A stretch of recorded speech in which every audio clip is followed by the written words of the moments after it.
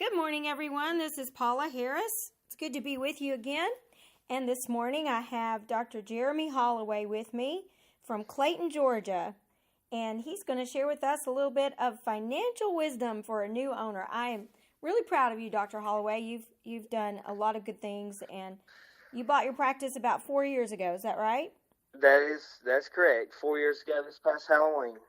And where do you want to tell us a little bit of your background? How'd you get into dentistry and your story? Yeah, sure. I actually got into dentistry in high school. My mother was in charge of the work apprenticeship program at the high school I went to, and I got a job in a dental lab my senior year in high school and started doing that and just kind of fell in love with it and that aspect of it, the crown and bridge side of it. And when I went to college, I really didn't want, really hadn't thought about pursuing a career in dentistry. I was going to go into like forestry and that, something like that. Yeah. And but I kept working at labs all the way through college, and then when I really saw how similar the core curriculum was, is when I went ahead and pursued dentistry and ended up getting a master's in biology and got into the Medical College of Georgia, and here I am.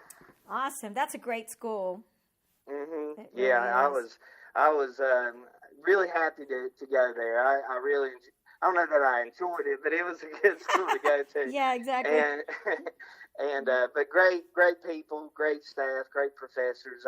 It was a good experience. That's wonderful. Yeah, so now when you got out of school, what did you do? Yeah, when I first got out, I initially started working for a dentist 3 days a week. Really didn't have any kind of full-time opportunity for me at the time, and I was really kind of handling like the emergencies, and he was enrolled in the Peace Care program here in Georgia. So I was really seeing a lot of kids. And, I was probably doing just as many prophies as I was restorative work at the time. And, but it was a good learning experience there just to see how he ran everything. Because probably about 8 months after that, I started work 1 day a week in another office. Okay. And, so there for a while I was working out of two offices, and, it was beneficial just to see how both of them ran their offices so differently and what they took stock in. One of the dentists was, very much had a great hygiene program, where he was running 3 hygienists, and just, that I noticed that right away, just how big of a hygiene department he had, while the other dentist really, for such a big practice, just really ran one hygienist and really did most of his stuff with implants and crowns and stuff like that. So they really ran their practices, very differently, really. That was a great education. How many years did you stay an associate? I'm assuming you were associate, right? I was associate, yeah. It was right at probably about a little less than a year and a half. Okay. Yeah, so not too awful long, but it was a good chance to just kind of see how, like I said, 2 different people ran their practices and get a few reps under my belt before I struck out. Well, did you consider going with a DSO or a corporate or anything like that, or was that not in the question for you? That I really didn't. I had some classmates that definitely did that, and the area that I wanted to come to, that's really not a big thing up here just yet. It's starting to creep up into this area, but at the time, there wasn't any really opportunities like that. So, I was just mainly focusing on private practice. Okay. Well, good. So after associateship, I mean, did you always want to own, or did it just happen? How did you become an owner? Yeah, it's actually a funny story and really just kind of a leap of faith. I did want to own. I always did. Like a lot of people fresh out of dental school. There's not just a ton of opportunities right now for that. Mm-hmm. But I was actually working in one of my offices, and between patients, I had just Googled practices for sale in Northeast Georgia, and I ran across, this one here in Clayton for sale.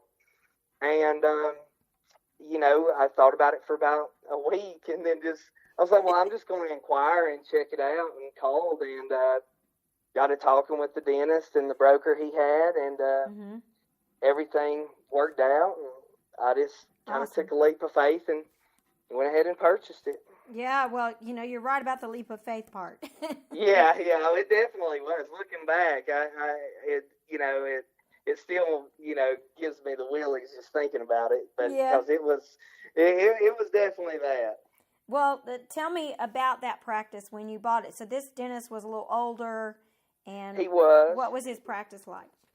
Well, the dentist I bought from, he was probably late 50s, early 60s.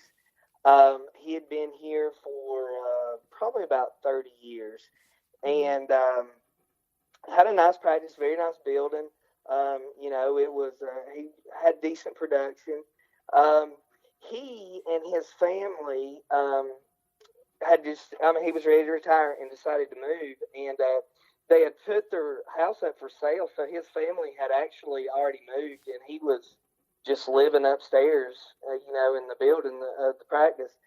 And so when we really got to negotiating, he was ready to be done. Yeah. It wasn't really a transition, or it was if you want it, it's yours, and which actually helped out a lot, because associate contracts and transitions can get a little tricky. But this is one, in my case, anyways. Mm-hmm. It was very cut and dry. The practice itself, it had its challenges. We weren't really up to date on a lot of equipment. We had a pan, but it hadn't been operational in about 20 years. Oh wow! yeah. I mean, a lot of it was digital. We did have digital X-rays, but some of the older sensors, you just weren't really up to par. Everything was still very much so, paper charts, which was a little bit of a hassle when you would go through to start trying to figure out what the treatment plan was. You would just have a sheet of paper with everything scribbled down and about 4 different highlighter colors on every. You couldn't make heads or tails of anything as far as that goes. So there was the staff was good. There was some, just with any typical staff, there was some, some differences in personalities amongst them. But all in all, it was pretty good. We were outdated, and we had a little bit of work to do as far as, getting everything moving in the right direction, up to date, and stuff like that. Yeah, how did that go? A lot of younger doctors who are purchasing a practice will tell me they have a challenge getting the team to kind of buy into their vision. Right. How did that go for you?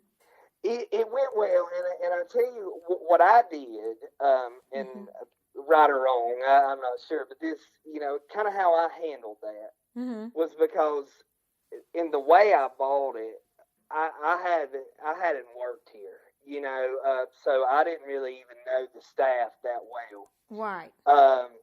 And, I could see, like I said, some things right off the bat that needed to be changed.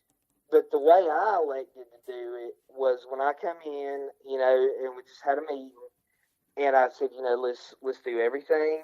Just do what you've been doing. Just keep your job the same. Just come to work like you always have, and then we'll go from there. And really, it's kind of a double-edged sword because you want to do all these different things, but I'd say, you don't want to have, like a rift right out the gate with the staff. The patients want some sort of normalcy, especially in those, real critical early months when they're trying to figure out if they like you or not. Mm-hmm. So, like I said, I elected to keep everything just like it was. That's and good. then I evaluated stuff, and I would kind of cherry pick one thing, and then we would just gradually change, one thing, and just not really come in and just turn the office on its head and do it that way, which is really worked out really good. Smart. So, they're very smart to do that, and they'll a lot of consultants, coaches like myself will tell you, try not to change a whole lot at the beginning, because number one, people don't like change, and the patients don't like change. And the more you change, the more antsy the team gets, and then they relate that to the patient. So, that was a smart move. It was very evident to me super early that was the case, because it's almost like when the patients come in, like, you were literally being interviewed, to see if they wanted to continue coming here or not. So, if you really changed everything and just threw a lot at them, I think I would have spooked quite a bit of my patients. Yeah, that's exactly right. You were wise to know that, and I think you've won them over, haven't you? I think so. I think we had a great retention rate, which was fabulous, and we've been growing steadily ever since. So it's been good. Right. Now, you've had some team change since then, right? Because it's been 4 years. I have, yeah. Mm-hmm. It's been nothing, no kind of real blow-ups or anything like that. But I have had turnover, which is, part of the business. But luckily, I mean, the staff that I inherited, other than maybe one or two exceptions, was pretty good staff. It's been a positive, because like what we were talking about earlier, by not just changing everything. I know a lot of people will let go of the staff and bring their own people in immediately, which I didn't want to do. But the other side of that is they're not your cherry pick staff either. So right. As people have left, I've been able to really find the people that I really kind of wanted and put together, the team that I wanted to have. Yeah, I think you have a better team than when you started, so it's worked well for you. No, I definitely have. It's nothing against anybody that was here when I started, but I definitely feel like, as a team component, we're in a much better shape. So. Yes. One of the reasons I wanted to have you share today was because of your financial sense. You have a great financial sense, if you ask me. And I guess where I'm saying a financial wisdom for a new owner is you manage your debt well. You're not out there buying every little single thing. I think I wanted you to talk a little bit about your business plan, your budget. How did you come up with that? Did you have someone train you? Did you just know from your own personal sense of things? Or tell us a little bit about your financial plan. Well, basically, no. I mean, I didn't really have anybody really go through and just lay it out for me or anything like that. What I try to do, and with us working with a tracker and everything like that, you can, I try to just get the big picture of everything and then go from there. Just to take out a few, just a few examples. Was the pan, for instance? That's a big purchase. Yeah. But it's something that you need, to have a great practice, is that. But it really wasn't a hard choice to buy that because nobody had a pan. I mean, we actually paid for the pan and made really good money just, not, really, shoving it down everybody's throat. They actually needed it. So we were actually to get the equipment we need and paid for and actually make really good money on it by purchasing it. Awesome. the other little things, just like intraoral cameras, they pay for themselves. They do. Especially if they're utilized right, um, has been a huge moneymaker for us. Just because it opens up the dialogue. You can talk to people about it. People understand exactly what's going on. Absolutely. The biggest thing that I did, that me and you have talked about, though, has probably been my hygiene department. Yes, I wanted you to talk about that. Yeah, because we were growing at a very rapid rate, and to the point to where I hit one point where I had, I think it was close to 80 people on a wait list to get in. Wow. And really, I mean, it's great when you sit down and you look at your schedule and your hygiene schedule is slap full. And you've got all these people. If somebody has to cancel, you've got 80 people. You just plug somebody back in. But what I was starting to notice was that we were starting to lose a few patients. Yes. Because of that. Because we had hit a point, as much as I love to see that full schedule, people are like, well, I'm not going to wait 5 months to come get my teeth cleaned, Yep. And so I had the space here, and so I opened up, a lot of hygiene, availability, and it was a tough decision. Yeah. I'll be honest with you, to bring another hygienist in and to up the hours of the two I had. Well, I have 2 full-time and 1 part-time. And but it's paid off in spades, really, because at first, I mean, sure, they have some downtime, but my hygiene numbers are up tremendously. Yes, they are. From this year, and it's easy to get people in. People don't have to wait when you get through all the rushes, all the college kids are home, all this and that, you can accommodate them, and it's been very, very, very profitable. It was a tough decision, but I'm glad I made it, because we've really done well with that. I have to applaud you for that, because a lot of doctors will look at their hygiene schedule and go, oh wow, we've had all this open time, we're cutting back on hygiene hours, and that's really not not a good decision in the long run. It's really about, why are your hygiene numbers, why can you not fill the schedule? Is the team really working, and are we building value? Now, I want to point out that those 80 people on your waiting list, I mean, you weren't out there aggressively marketing. You were building relationships with people. Right. And they liked you. Like you said, those patients were interviewing you. And your people skills were really good, and so they decided, yes, we want to come see you. Right, yeah, and like I said, I get how it makes people nervous, because I mean you're opening up a lot of time and really looking into a lot of overhead, paying hygiene, all that, the material, outfitting an extra room for one, and everything. But the way I finally come at that decision was what I wanted. Because the way, if I didn't open it up and allow for growth, I was going to plateau. Yep. And I was going to lose a lot of the new patients that I could have had.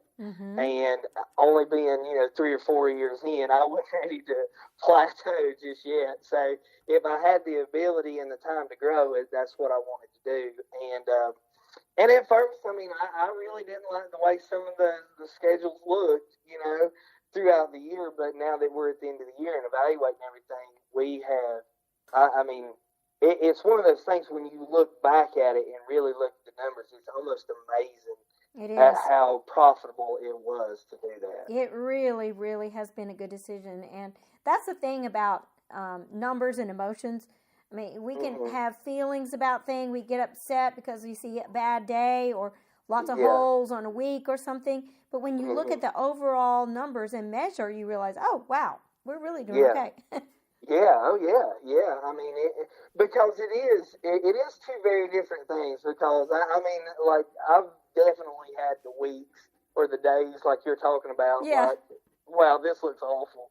But when you really look at the big picture, it tells a different story. Right. So building a hygiene department is another conversation, but back to your business. Another thing that's unique about your practice, which you're in the minority these days, is you are fee for service. In other words, no insurance contracts, right?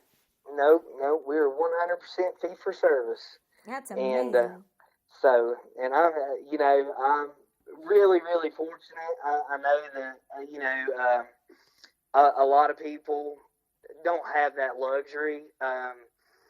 Luckily, I'm in an area that a lot of people are fee for service, and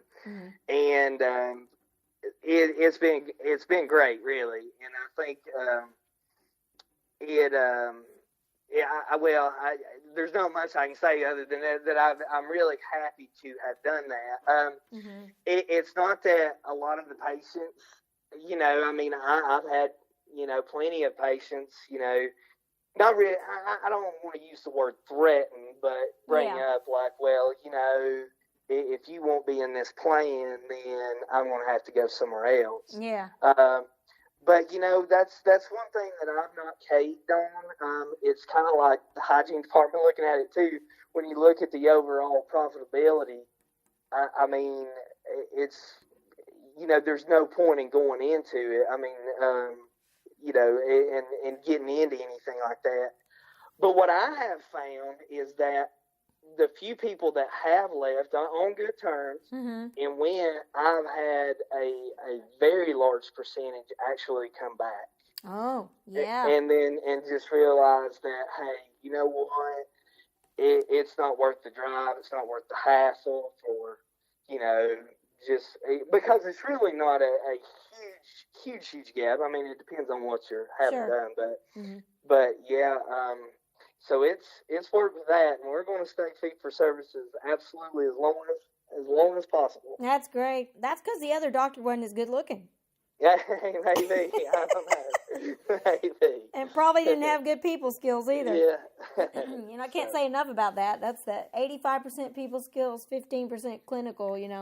They won't give you a chance to use your clinical skills if they don't like you. So right. Well, and I think there's a lot of truth to that. I've seen that, in my own practice. I mean, most of my patients really like a relationship. They want, to be able to candidly just ask you, about their health and really open up that dialogue. And I think it really, really, really helps. Yes. They don't want to feel like they're in an assembly line, and So if you could sum up, a few things maybe that you've learned in this process, what would you share with another doctor who's considering buying or maybe in your same shoes? What I would say is because like what we were saying earlier. I did a leap of faith and lucked out. Everything worked out really well. Yeah. Okay. But it is quite a jump from an associateship or something like that to ownership. Yeah. It's a lot. And that's just something I would say at first, just to be mentally prepared for that.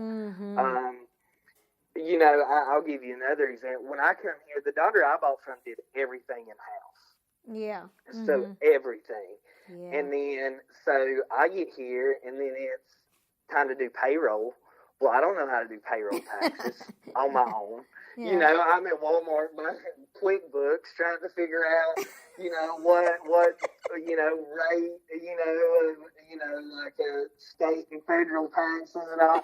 It's just all this stuff you never thought about before in your life, Yeah. And even buying supplies, just everything like that. So it is a whole other aspect as far as actually being a business owner. Yeah. And keeping that going. So that's something I would look at, but or consider, and think about. Mm-hmm. But it's been well worth it. I wouldn't change a thing really. Good. It just stick to your guns and be honest and do your best. And what's your plan? What's your plan to be debt free? What's your time frame? I will have. I went on an aggressive payment plan for this practice. So luckily, I'm 4 years in, and I'll have my practice paid off in 3 years. Wow, so that's so awesome. That will be. Yeah, I'm looking forward to that. So, but that's something that just personally for me, I wanted to do. I wanted to go ahead and just own it as fast as possible. Yes. And it's I've been lucky enough to where I've been able to keep that trend up and pay it down that fast and still make some other financial provisions for myself. But that's my main goal and on schedule. Like I said, for about 3 more years, and I'll have it. That's awesome. That is awesome. Congratulations. So I know you like to hunt, so you sit out there and count the days when you're in the right, stand. exactly. Yeah. Yeah. That's great. Well, I know a lot of doctors listening like to hunt, so you're in the big group there. But oh yeah, good. I like to get away from everybody and just be quiet, and nobody's bugging me. Right. Come for a hygiene check in room 3. Yeah, right. Exactly. It's nice to just be out there in the quiet for a few hours. Is there anything else in your vision that you're shooting for, or that's part of your dream? Like you're going to have another doctor, or expand, or? Well, I've not really thought as much about bringing in another doctor just yet. Where I'm more headed, I guess, as far as my vision is, I have a process that I go by. Yeah. But I want to expand our services a little bit more. Yeah. Like, for instance, now I'm not placing any implants. Mm-hmm. At the time, I have a great surgeon that's doing it for me. Yeah. I would like to go ahead and do that within the next few years. Just take all the necessary courses. Yeah. And everything like that. I like to just stick. I've basically just stuck with the meat and potatoes, if you will, the last 4 years. Uh-huh. But I would just really like to start expanding, like I say, more. That's a more good services. Idea. Mm-hmm. Yeah, but because I am in a rural area, and it's over an hour drive to the closest specialist. So, yeah. A lot of stuff like that. Just try to get to where I can be a little bit more all inclusive. That's great. That's great.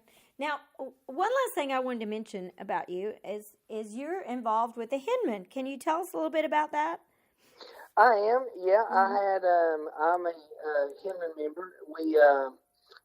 There was a retired dentist up here that elected me, to be in, so I went down there. But we go through, we have our meetings, and we all go down there and work the event, but it's been good. It's been nice to have just the camaraderie of, some other dentists there, and just being part of a bigger society that you can bounce stuff off, Exactly. ideas and stuff off of people. So it's been really good. That's great. That's great.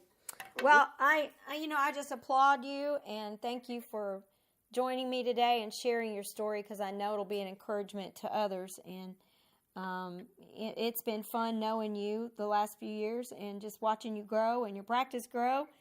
And thank you for being available.